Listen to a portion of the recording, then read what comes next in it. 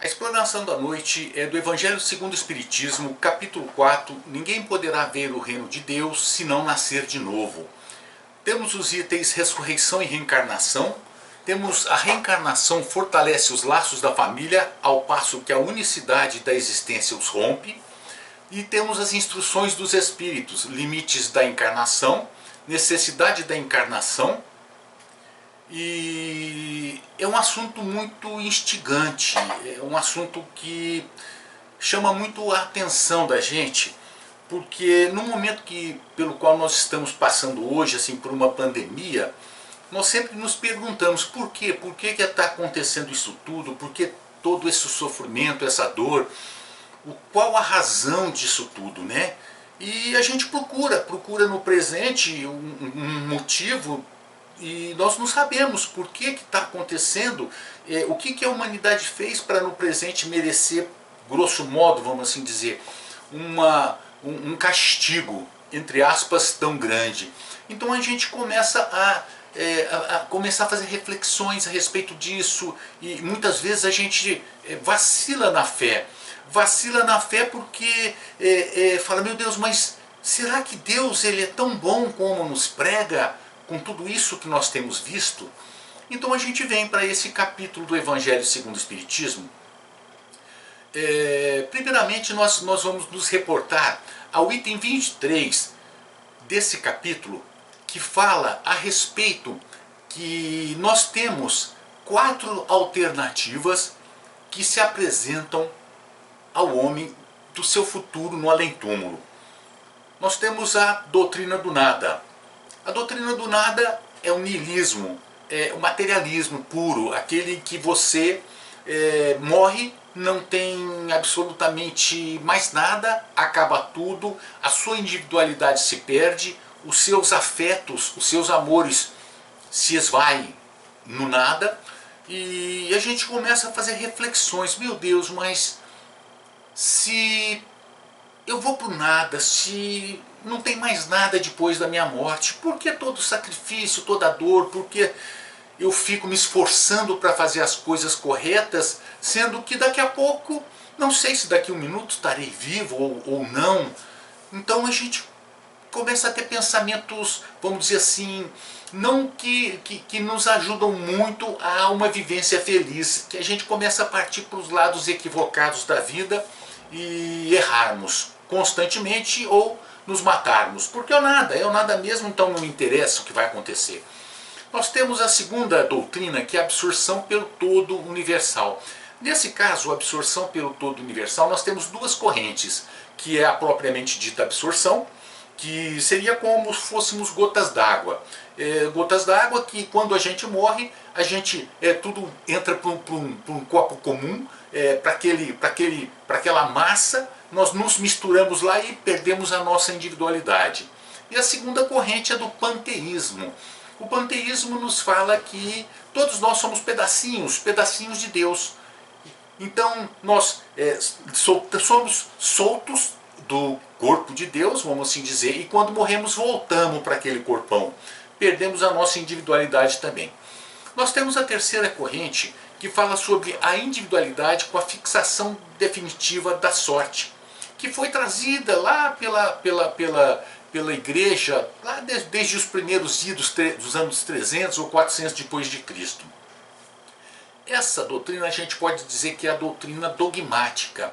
Ela nos oferece dois caminhos, ou céu ou inferno. Se nós erramos, nós não temos chance de recuperação. Se nós acertamos, nós vamos para o céu. Mas nós nos perguntamos, aqui na Terra, quem não erra? Quem não se equivoca? Quem não pratica atos que muitas vezes se envergonha do que fez? Por isso, então, nós vamos para o inferno. Mas, no ano de 700 ou 800 aproximadamente, ou um pouquinho antes, entendeu-se que essa doutrina ela era muito forte, muito, vamos dizer, aí criou-se o purgatório, que seria o meio termo, né? Para poder sair dessa céu ou inferno, né? Então falou, vamos arrumar um meio termo, vamos colocar um pessoal no purgatório. Aí isso virou uma mina de ouro. Uma mina de ouro porque pagavam-se as indulgências, né? Rezavam-se para as pessoas, diziam que elas poderiam, se tivessem no inferno, por ter sido más, ir para o purgatório, e quem sabe, que saia ir para o céu ou permanecer no purgatório, que é melhor que o inferno. Mas isso teve um problema sério de um cisma, de um racha na Igreja Católica, que no ano de 1500, Martinho Lutero, não concordando com a venda das indulgências, ele protestou. Ele tentou reformar a igreja, ele não queria sair, mas infelizmente não deu certo, então criou-se a religião protestante. E nós temos uma quarta corrente, que essa é a corrente da doutrina espírita, que a doutrina espírita abraça. A individualidade permanece. A individualidade permanece, mas nós não vamos para o céu ou para o inferno. Nós somos responsáveis pelos nossos atos, de acordo com o que nós fazemos, vão ter as consequências, nós temos um compromisso para com aquilo que nós praticamos, devemos ressarcir e colocar as coisas nos seus devidos lugares. Os laços de família não se rompem. Nas anteriores, que é a primeira e a segunda, que é do nada e da absorção, acaba o laço de família que volta para o todo. Na da individualidade, em que a dogmática que vai para o céu e inferno, você se separa de um ente querido, nunca mais você o encontra. E é duro para uma mãe ver, por exemplo, seu filho no inferno, queimando eternamente, e ela lá no céu. Então a doutrina espírita fala, não, os laços de família não se rompem. Existe um crescimento, uma evolução do espírito constante. E essa evolução, ela é como que indefinida. Nós sempre evoluímos. Mas como disse Jesus, a cada um de acordo com as suas obras. E em razão disso nós vamos crescendo, buscando a plenitude. Essa é a visão da doutrina espírita, que é baseada na ciência espírita, que Kardec fez alguns experimentos. E como é então que nós conseguimos manter a nossa individualidade, continuar a nossa existência imortal e crescer para a plenitude e para a luz? Aí nós nos reportamos aos princípios da doutrina espírita. Quais são esses princípios? Primeiro princípio, a existência de Deus. Segundo princípio, a imortalidade da alma, existência do espírito. Terceiro princípio, a comunicabilidade entre os dois mundos. Quarto princípio, a pluralidade das existências, que é chamada de reencarnação. E quinto princípio, a pluralidade dos mundos habitados. Mas a gente fala em reencarnação, as pessoas falam, mas o Espiritismo ele então criou uma tese, aí, uma doutrina meio fantástica, né?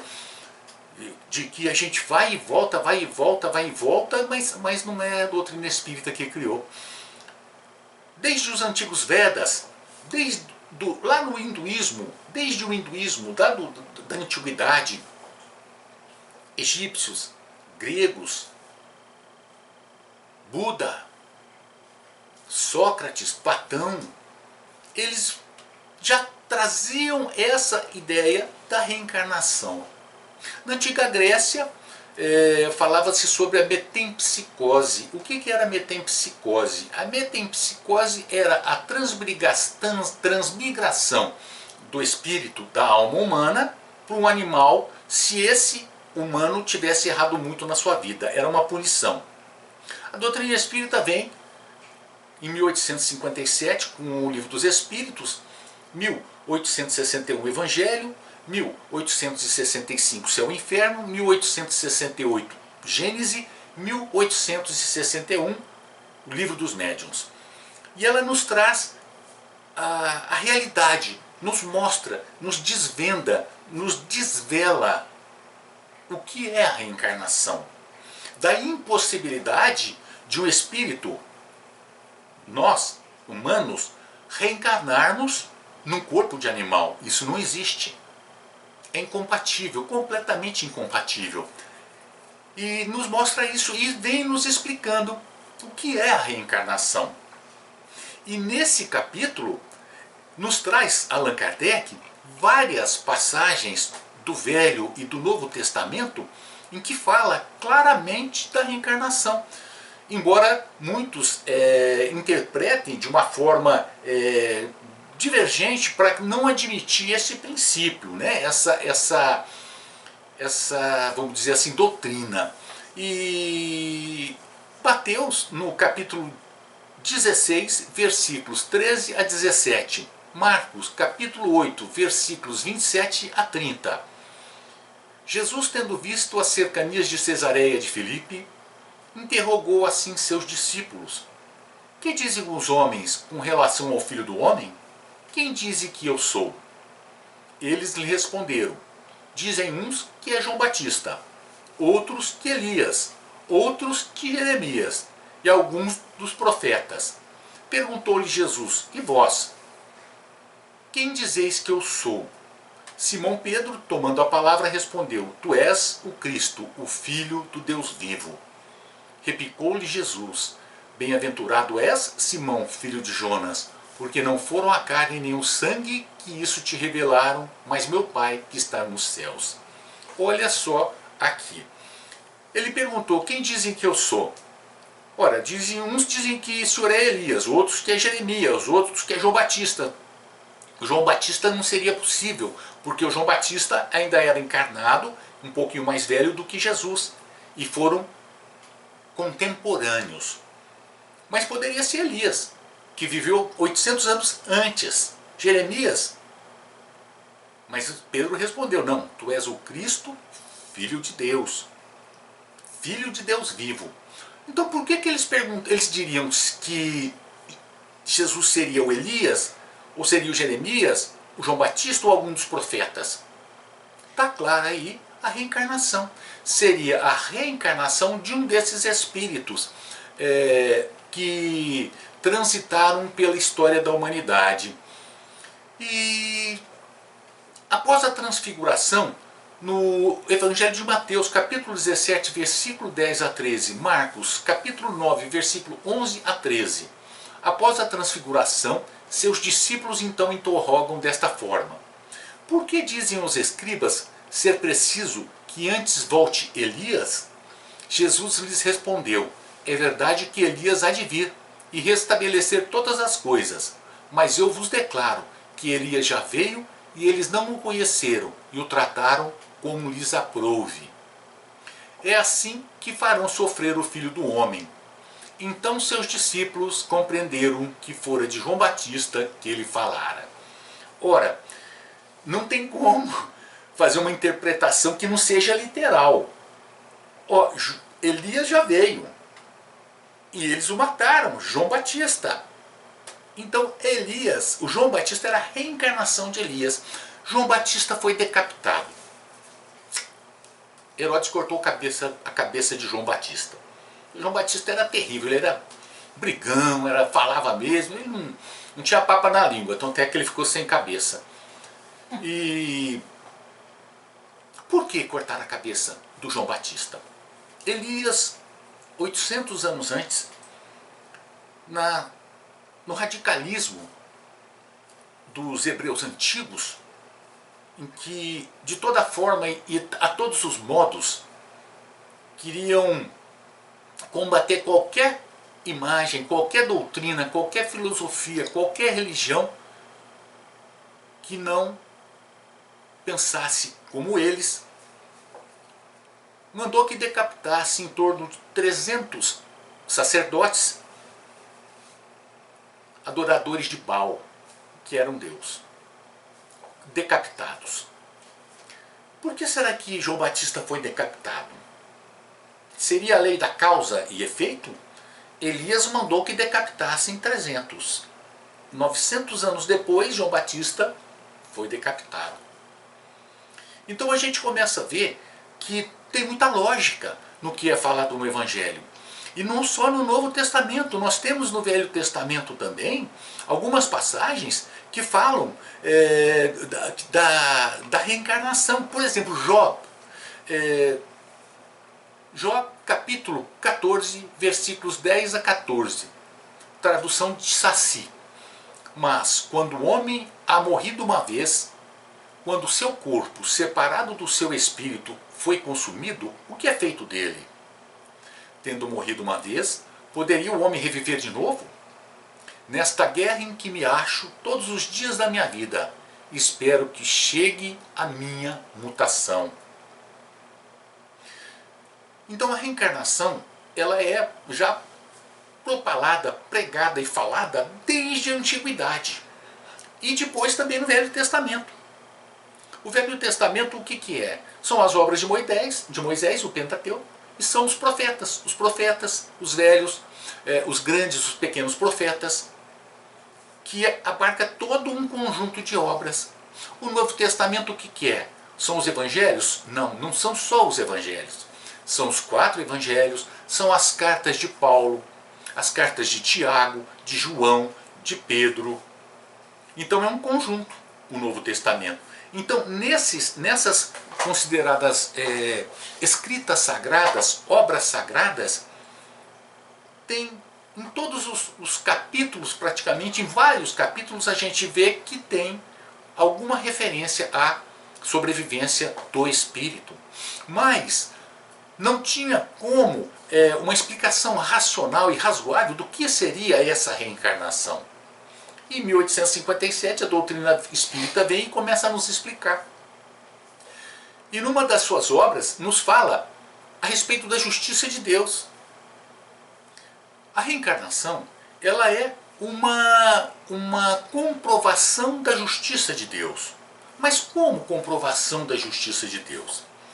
Vamos ver pela ótica da unicidade da existência. O que é unicidade da existência?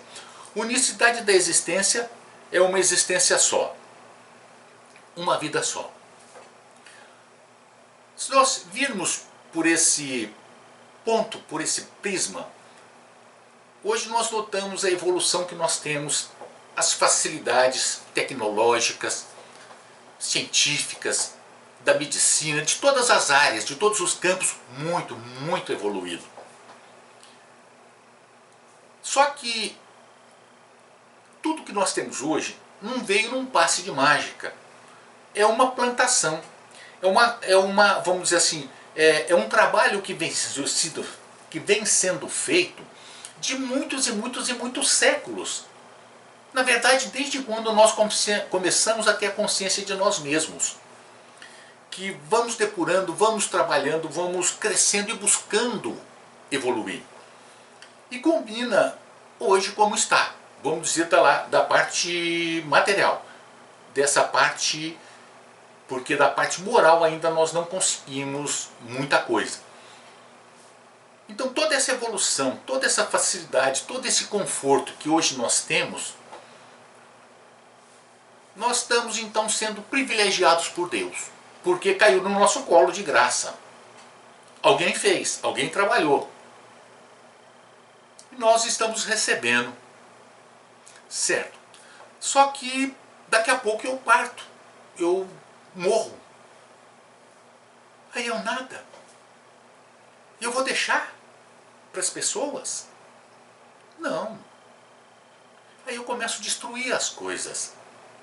Mas se nós abrirmos a nossa visão para a multiplicidade das vidas, ou pluralidade das vidas, nós vamos ver que tudo isso que nós estamos recebendo hoje é uma plantação dessa própria humanidade, que vem evoluindo pouco a pouco. Pouco a pouco vem evoluindo, criando, vem trazendo novas vamos dizer, invenções, descobertas. É a mesma humanidade, de acordo com a evolução intelectual. Nós vamos evoluindo intelectualmente. E a partir do nosso intelecto, nós vamos começar a evoluir moralmente. Porque nós começamos a entender as coisas, nós começamos a raciocinar de uma forma mais lógica. Mas a gente fala, mas hoje a gente vê tanta gente, vamos dizer, balda de recursos intelectuais, não tem conhecimento de nada, não tem a menor noção de absolutamente nada, de cultura, nada. Então essas pessoas não vão se moralizar, e muitas vezes nós vemos essas pessoas nessas condições de miséria muito mais moralizadas do que pessoas que estão consideradas alta sociedade. Por quê? Porque já amadureceram em outras vidas. E hoje, embora as condições materiais em que se encontram, ou por expiação ou por provas, elas estão trazendo a bagagem do que elas são. Então, muitas vezes são resignadas, são conformadas com as coisas, porque amadureceram. Amadureceram através das reencarnações. E hoje, com um espírito mais manso e pacífico, aceita às vezes as coisas com mais facilidade. As condições materiais atuais são adversas, mesmo intelectuais, porque há necessidade daquele espírito naquele momento da sua vida. Mas está guardada a bagagem, está tudo lá separadinho. A gente olha na internet, hoje a facilidade é muito grande. Crianças de 2 anos, 3 anos tocando piano, crianças fazendo coisas assim, a gente fala, mas não é possível uma criança, como, né? Se é uma tábua rasa, né? É uma lousa limpa. De onde vem isso? Pô, de onde vem? Não, a genética fez com que ela fosse assim, sim, mas então tem um problema na genética, porque só fez 1, 2 ou 5 com essas aptidões e os outros não. Então a gente vê que tem alguma coisa além da genética nisso aí. Então a gente começa a raciocinar. Ora, Deus é justo. Deus é justo. Justiça absoluta, nos diz a doutrina espírita. Um dos seus atributos. Justo absolutamente. Ou seja, não tem uma nesguinha de relatividade. Se ele é justo absolutamente, na visão da unicidade das existências, uma vida só, ele está sendo justo para o nosso mundo nesse momento pelo qual nós passamos por uma pandemia, perdendo parentes, pessoas perdendo pessoas queridas, famílias praticamente inteiras dizimadas pela morte em razão do coronavírus. Pessoas boas e pessoas não tão boas que vão, mas essas pessoas não tão boas têm as suas mães. E essas mães amam independentemente do que seja aquela pessoa que não seja tão boa. Nós vemos testemunhos de mãe que sofrem pelos seus filhos, que muitas vezes estão por caminhos equivocados da vida. Elas sofrem, choram lágrimas de sangue, mas jamais abandonam seus filhos. A verdadeira mãe na acepção do termo. E a mãe não é só a mãe biológica. São todas aquelas pessoas que estão no lugar de uma mãe, que fazem o papel de uma mãe. Ela não abandona. Mas esse equivocado vai ter oportunidade ainda de ser uma pessoa boa. Porque vai ter, pela justiça de Deus, a oportunidade de se redimir. Pela unicidade da existência, não. Essa pessoa está eternamente condenada ao fogo do inferno. Agora, pela doutrina nihilista, essa pessoa vai por nada, então não adiantou nada nós nos conduzirmos de acordo com as normas, com as leis, respeitando as pessoas, procurando agir corretamente, usando as máscaras quando nós estamos na rua,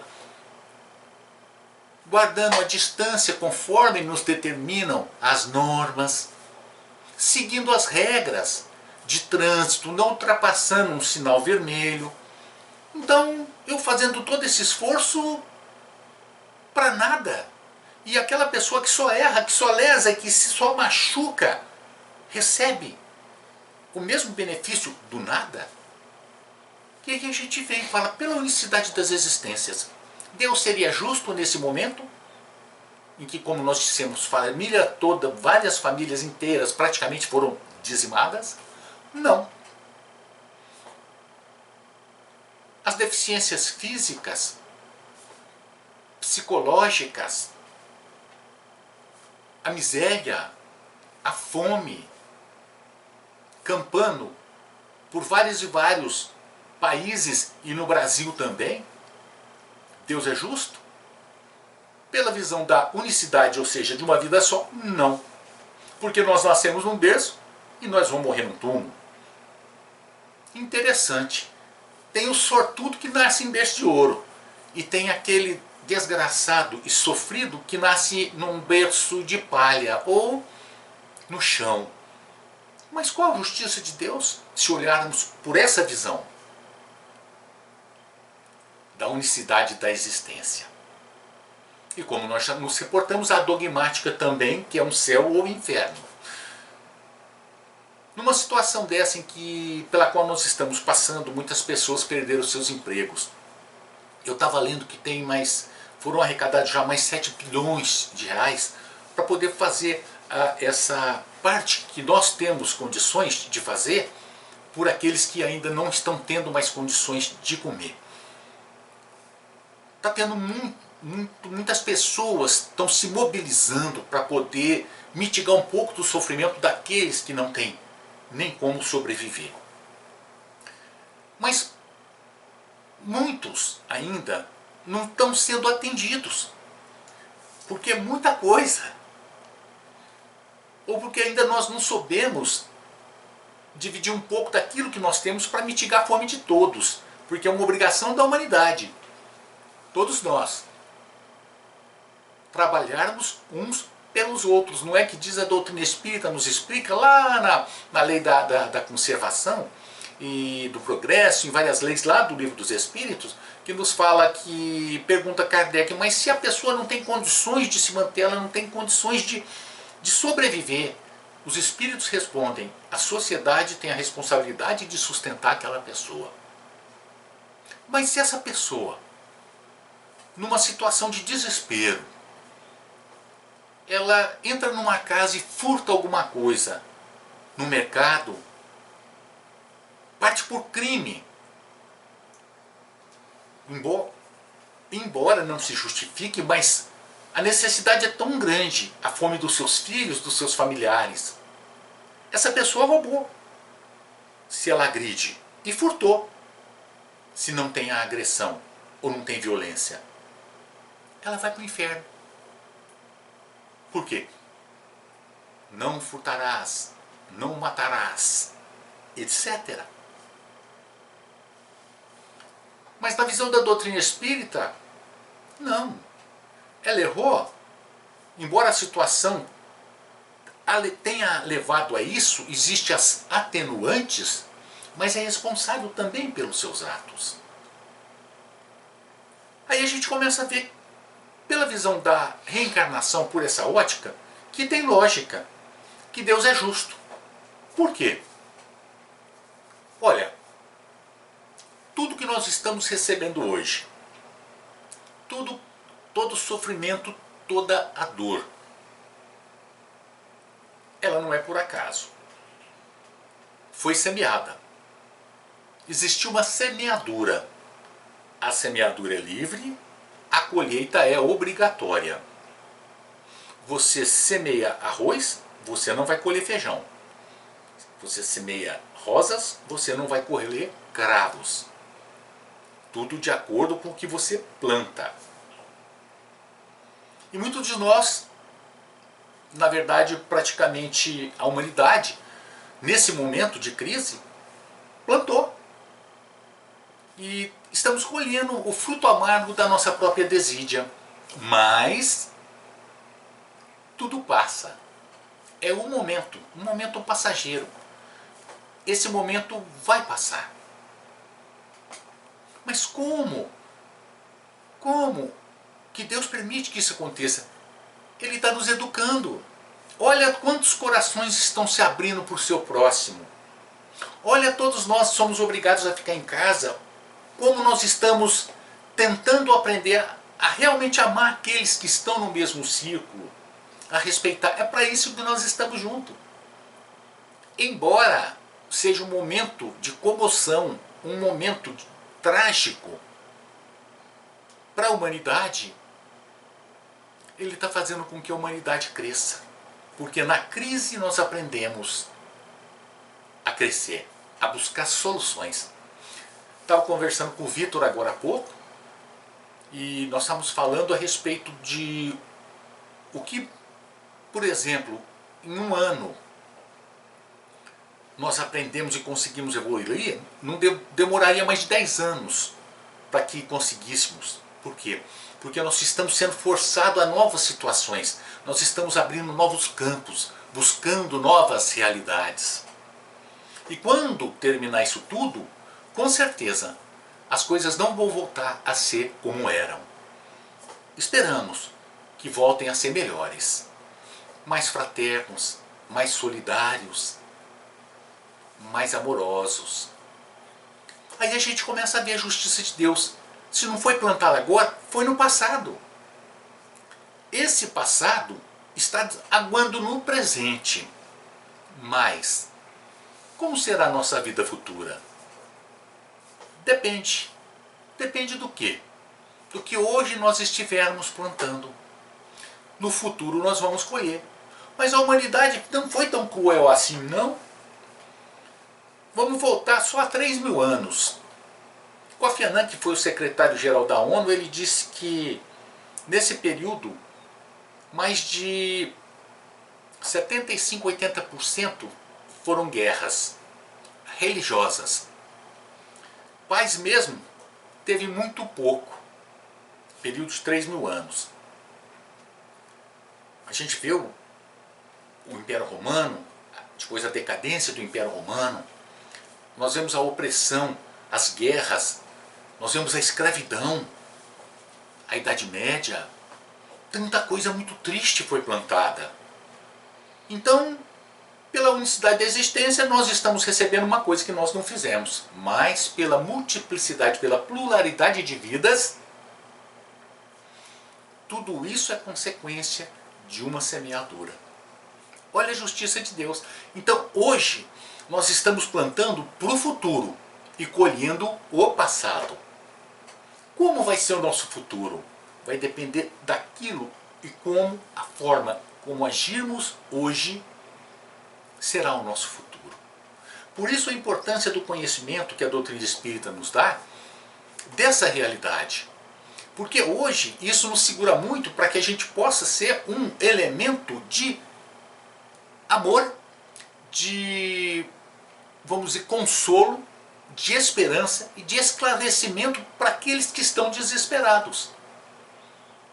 Nós que temos o conhecimento da reencarnação, estudamos muito a doutrina espírita, nós temos por obrigação de multiplicarmos esses talentos através da mensagem maior de todas, a imortalidade do espírito. Esses nossos entes queridos, embora estejam não mais na nossa visão e partiram, eles não morreram. O corpo físico sim, mas o espírito permanece, sobrevivendo em outras esferas. Olha que consolo! Que eles estão sentindo a nossa lágrima de saudade e sofrendo com a nossa lágrima de revolta. Que eles sentem nosso pensamento de amor e se entristecem com o nosso pensamento de ódio. Que eles estão junto a nós, torcendo para que a gente cresça dentro dessas dificuldades. E estão crescendo também, porque todos nós andamos, caminhamos junto. Olha que bênção essa doutrina, que nos mostra que a vida não começa no berço, que não termina no túmulo, que é muito mais. Nos fala de onde viemos, por que é que nós estamos aqui, para onde nós vamos, o porquê do sofrimento e da dor, e nos fala principalmente da justiça de Deus. Ele é justo, isso não é castigo, é educação. Nós estamos sendo educados. Quer dizer que o espírita não sofre com a pandemia? Sofre muito. Mas nós não podemos ser os elementos que vão levar ao desespero às pessoas, e sim tentar ajudá-las, mitigar as dores e os sofrimentos, esclarecendo, olha, vai passar, nós estamos juntos passando por esse problema, vai passar, acredita, a fé em Deus. Se tiveres a fé do tamanho de um grão de mostarda e disserem para esse monte, mova-se daqui para lá, ele vai. Jesus nunca nos abandonou. Deus está no leme da terra, do universo. Está presente nos nossos dias, nas nossas vidas, sabendo tudo o que conosco acontece, nos amparando, nos intuindo e nos guiando.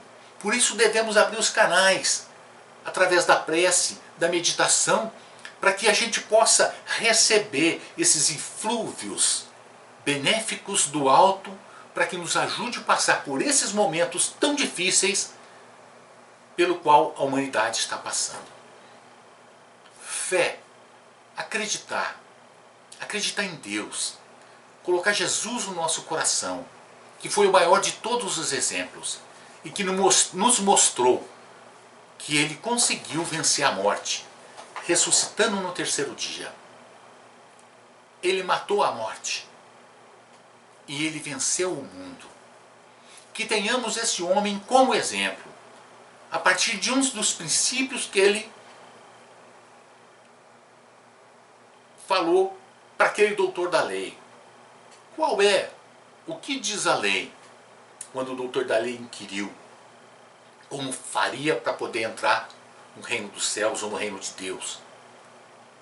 Amar o próximo como a ti mesmo. Mas antes, amar a Deus sobre todas as coisas. E o próximo como a ti mesmo. Se nós não nos amarmos, não nos respeitarmos, não nos entendermos, nós vamos continuar constantemente sofrendo. E as nossas portas só estará batendo a dor. Que possamos trazer nos nossos corações a mensagem positiva do amor de Jesus, que sofreu, morreu numa cruz crucificado, com uma coroa de espinhos, cravado dos pés e das mãos, furaram seu abdômen, pediu água, lhe deram vinagre, fel. Naquele momento crucial, naquele momento quase final da sua vida, no auge das suas dores físicas, o que disse Jesus? Pai, perdoai-os, eles não sabem o que fazem. Essa é a mensagem da noite. Agradecemos a todos de ambos os lados da vida. Muito obrigado.